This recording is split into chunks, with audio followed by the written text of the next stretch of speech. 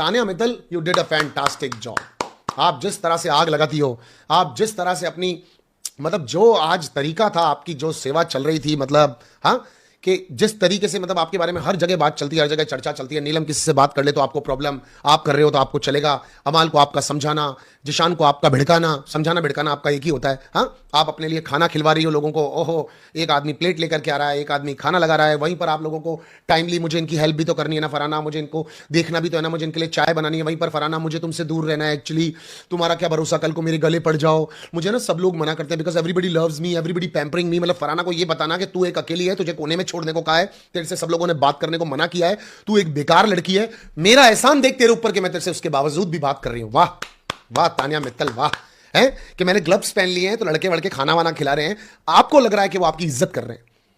And GK commendable भाई, जिस तरीके से तू धैपटक लैपटक पीछे पड़ता है ना, इसके मजा आ जाता है भाई। जिस तरीके से तूने बोला वो लड़का बच गया, क्या बेतुकी बातों का भंडार लगाती है वो, गजब। अकेले में बैठ के नीलम कह रही है अब मुझे बकवास, अब मुझे नींद आने लग गई, अब मैं परेशान हो रही हूं। लेकिन आप देखो बिग बॉस लगातार दिखा रहे हैं, क्यों दिखा रहे हैं? क्योंकि आप समझो कि इस तरह का भी शो है, इस तरह के भी लोग शो के अंदर आते हैं। क्या बिहेवियर था उसका, आप सोचो क्या बिहेवियर था उसका। हाँ, कि मैं दिल्ली से ऐसे कर लेती हूँ, हाँ, कि दिल्ली की दाल चाहिए होती है मुझे, ताजमहल एक्चुअली जब भी मुझे कॉफ़ी पीना होता है तो मेरा कॉफ़ी ग्वालियर से आता है, फिर वो ठंडा होकर ट्रैवल होकर के आता है, फिर वो ताजमहल पहुंचता है, ताजमहल के पीछे एक कुर्सी है, कुर्सी तो एक ही होगी। और सुधीर और रमेश, क्या नाम था उन दोनों का, बॉडीगार्डों का, वो दोनों को तो बैठने को कैसे दोगी तुम?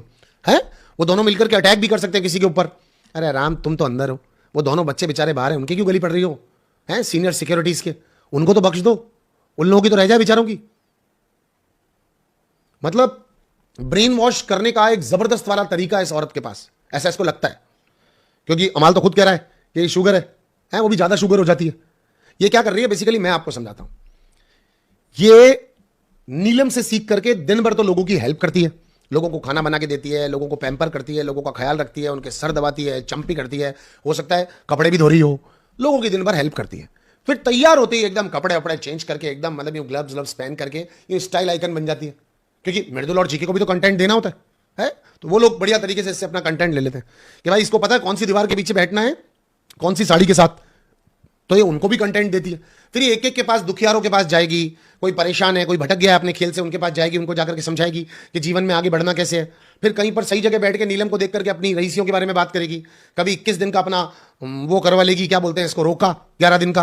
हाँ, जैसे आज बैठ करके बता रही है कि मुझे किस तरह का पति गाड़ी से बेडरूम से टॉयलेट तक जाए, बीच में नहीं निकल जाएगा, बीच में नहीं निकल जाएगा बच्चों का टट्टी सुसु है, तो उस गाड़ी के अंदर भी सुसु टट्टी तो बनवाओ।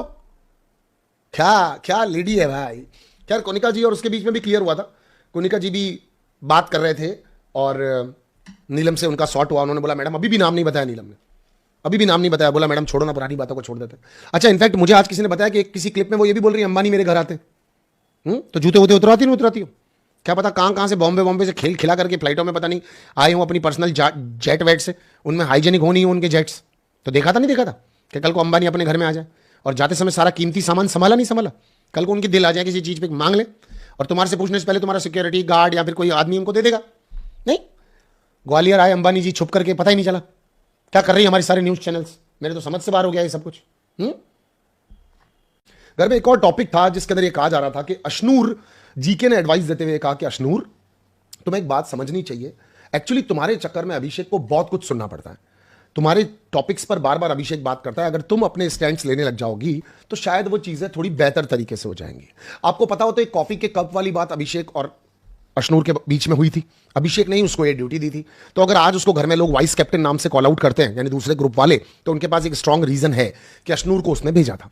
अब अशनूर ने नॉमिनेशंस में अभिषेक को हेल्प नहीं की, उसके बावजूद भी इन लोगों के बीच में अलाइनमेंट हो गया, इनकी दोस्ती चलती रही। तो ये भी पूरी कोशिश की थी बशीर ने भी, अमाल ने भी और बाकी के लोगों ने भी कि ऐसा दोस्त तेरे क्या काम आएगा। आज शहबाज ने भी कहा था कि तुझे डस रही है, तुझे गेम से बाहर निकाल देगी, इसकी वजह से तू खेल से बाहर हो सकता है। तो ये चीज भी बहुत क्लियरली दिखती है कि अपोनेंट टीम को बहुत प्रॉब्लम है उन लोगों से कि इनका रिलेशनशिप टूट क्यों नहीं गया, जबकि वीकेंड का वॉर पर भी इस चीज के बारे में मानो लोगों के पॉइंट ऑफ व्यू से तो कोशिश की गई, वरना सिर्फ आईना दिखाया गया अभिषेक को, राइट, सलमान सर के द्वारा। अब पॉइंट बेसिकली क्या आता है कि एक्चुअली प्रणीत ने आज एक बहुत सही बात बोली थी। प्रणीत ने यह कहा था कि नॉमिनेशन से जस्ट बाद में प्रणीत ने एक चीज कही थी कि शायद अच्छे लोगों का शो ही नहीं है ये, क्योंकि वो लोग जब नॉमिनेट हुए तो उन लोगों को बहुत बुरा लग रहा था। और एक सच्चाई देखी जाए तो, एक रियलिटी देखी जाए तो है तो ये सारा का सारा ग्रुप अच्छा ही ना यार, आपस में बैठ के प्लानिंग प्लॉटिंग मस्तियां मजाक चुगलियां वुगलियां कुछ भी कर रहा हो, लेकिन ये उतनी हेट तो नहीं कर रहा ना जिशान अमाल बशर ग्रुप से, उतनी हेट तो नहीं कर रहा ना।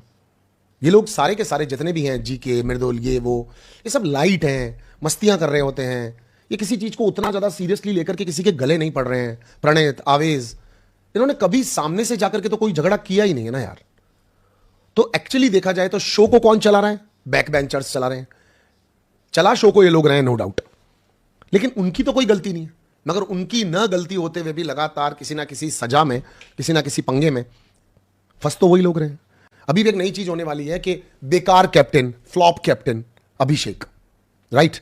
अब सारे लोग मिलकर के, ऑफ कोर्स उनका काम है, वो अपना काम करेंगे, उसमें कोई दिक्कत नहीं है, लेकिन फिर भी देखा जाए तो सारा का सारे लोग मिलकर के कोशिश तो यही कर रहे हैं कि अभिषेक की कैप्टनशिप फ्लॉप दिखे। अब अभिषेक ने एक छोटा सा पॉइंट क्या छोड़ दिया, आज के घर की महाभारत करवाने वाली कौन थी? तानिया मित्तल। तानिया मित्तल ने बशीर और फरहाना के बीच में भी जबरदस्त वाला झगड़ा करवाया था सिर्फ बात बता करके। तो क्यों बिग बॉस उसको गेम से बाहर निकाल दे? वही तो है जो आग लगा रही है एक्चुअली, वही तो है जो चिंगारी का काम करती है घर के अंदर, वही तो है जो इन लोगों के बीच में इतने बड़े वाला ड्रामा करवा देती है। आप समझ रहे हैं ना मेरी बात को? अभी कितना बड़ा झगड़ा हुआ बशीर और अभिषेक के बीच में। अभिषेक को कंटिन्यूसली ये फील करवाया जा रहा है कि वो एक फ्लॉप कैप्टन है। उसमें हंसते हंसते मुस्कुराते हुए शहबाज भी ये पूरी कोशिश कर रहा है, राइट। बशीर किसी भी चीज में चला करके नहीं घुस रहा, किसी भी लफड़े में नहीं घुस रहा, किसी भी झंझट में नहीं घुस रहा। बशीर कोशिश कर रहा है कि वो चीजों से दूर रहे। इनफैक्ट बशीर ट्राई भी न्यूट्रल रहने की ही कर रहा है। आज भी बशीर ने अशनूर का नाम गलत ले रहे हो, एक्चुअली अशनूर का किया हुआ नहीं है। आज भी उसने अशनूर को फेवर किया, बिकॉज कहीं ना कहीं उन दोनों की वेवलेंथ है, बात करते हैं दोनों आपस में, राइट। लेकिन आग लगाने वाले आदमी साइड में हट जाते हैं। क्यों तानिया अभिषेक के कहने पे इमीडिएटली ही, सॉरी फरहाना अभिषेक के कहने पे क्यों इमीडिएटली ही अपने बैट को ठीक करेगी? सबका अपना अपना ईगो भी तो है। तो आग लगाने वाले लोग, जिसमें शहबाज का भी नाम आता है, शहबाज भी आग लगा रहा है, तानिया भी आग लगा रही है। तानिया धीरे से क्या करके पीछे हट जाती है। शहबाज रेगुलरली लोगों के पास जाकर के उनको सबके बीच में बोल देता है, लोग समझे नहीं समझे उससे पहले बोल देता है ना। तो अभी बेसिकली क्या है कि ये लोग 4-5 वीक के धक्कों से भर गए हैं। हाँ, आवेज एंड टीम भर गई है, परेशान हो रही है। सलमान सर का 2 बार आवेज को ये कॉल आउट करके बोलना, जोर से बोल, धीरे मत बोल, जोर से बोल। एक्चुअली तो ये बात गलत है ना, उसको तो चुभ रही है ना। और अभी पंगा ये नहीं है सलमान सर बोल रहे हैं, सलमान सर तो उसको अगर एक थप्पड़ भी मार देते हैं तो वो सोचेगा मेरा सीनियर मुझे कुछ समझाने के लिए मार रहा है। अभी मसला कुछ और हो चुका है। अभी मसला ये हो चुका है कि बशीर एंड टीम सुन रही है, मेरी इंसल्ट हो रही है। आप समझो, कभी आप इस फेस के अंदर अपनी जिंदगी में अगर गए हो तो आप इस बात को समझ पाओगे। अभी इनके लिए मसला दुनिया है ही नहीं, ये भूल चुके हैं दुनिया को। अभी इनका मसला आपस में है। कुछ लोगों का शायद सबकॉन्शियस या कॉन्शियस माइंड काम कर रहा होगा, तो वो समझ रहे होंगे चीजों को, वो समझ रहे होंगे चीजों को, है ना। वो शायद दिमाग लगा पा रहे होंगे कि कंटेंट के लिए करना है, चीजों के लिए करना है, जैसे तानिया मित्तल कर रहे हैं। तो वो शायद फिर भी दिमाग लगा पा रहे होंगे कुछ लोग, जैसे तानिया मित्तल लगा पा रही है। बाकी के लोग एक युद्ध के अंदर घुस चुके हैं, कंप्लीटली घुस चुके हैं। उन्हें समझ में नहीं आ रहा कि चल क्या रहा है। मगर क्या होता है ना कि ये झगड़ा बड़ा, अभिषेक यहां पर बशीर का पॉइंट कितना ज्यादा क्लियर था कि भाई अगर तानिया को अभी का अभी चीजों को क्लीन करने के लिए कह रहे हो तो अपने दोस्त को पिछले 2 दिन से क्यों नहीं बोल रहे हो? जीके ने कहा तुझे जाना नहीं चाहिए था, तेरी जगह पे रहना चाहिए था। जीके आप भी तो देख रहे थे, तो फिर वो भी देखने चला गया, राइट। अब जब देखने के लिए गए, क्योंकि फोर्स किया गया, अभिषेक बशीर ने शहबाज का हाथ पकड़ लिया, शहबाज को ले जाकर के साथ दिखाने लग गया। बाकी के लोग भी आ गए, उन्होंने बाथरूम को देखा, बाथरूम की कंडीशन एक्चुअली सही नहीं थी, आवेज ने नहीं किया हुआ था क्लीन। अब उस पॉइंट पर अभिषेक को तो नहीं पता था ना मुझे ये करना है, फिर वो दोस्ती का मिसाल आने लग गया। प्रणीत के साथ भी झगड़ा हुआ। पिछले 5 वीक से प्रणीत कभी भी लड़ने के लिए नहीं गया है, लेकिन अब बस इतना सब कुछ होने के बाद भी नॉमिनेशन भी इन्हीं को मिल रहा है। प्रोटोकॉल में हद में तमीज से रहने के बाद भी इन्हीं के लोगों में से लोग जा रहे हैं, तो फिर तो प्रणीत कब तक रुकता? एक दिन के लिए प्रणीत को शुक्रवार को सांस मिली कि हाँ भैया बच गए हैं, फ्राइडे सैटरडे निकला, मंडे फिर वो नॉमिनेट हो गया। शायद अंदर नॉमिनेशंस मंडे या संडे को ही हो गए होंगे, तो फिर वो नॉमिनेट हो गया। तो उसके ऊपर तो एक तलवार लटक ही रहा है ना। अब वो आज जाकर के लड़ा तो उसने बैंड नहीं बजा दी क्या सबकी? देखा जाए तो किसके पास क्या पॉइंट था? हाँ, ये जाजू वाली बात जो जाकर अंदर बता दी, परिंदे वाली, ये अंदर जाकर के कह दी गई। कहता कोई और है जो शायद किसी की भी टीम में नहीं है, शायद किसी की टीम में है ही नहीं वो लोग। आवेज ने जाकर कहा भाई तुझे वो जाजू बोल रहा है, और जाजू वाली बात पे प्रणीत जाकर के लड़ा। आप देखो कितने दिन से प्रणीत चुपचाप था, रुका हुआ था, किसी टॉपिक पे नहीं आ रहा था। तो आज अगर प्रणीत आया तो फिर उसके बाद में किसी के पास क्या बचा? डाल दिया। क्या बचा किसी के पास? कुछ बचा करने को? वो सिंगल कॉमेडियन भारी पड़ा ना।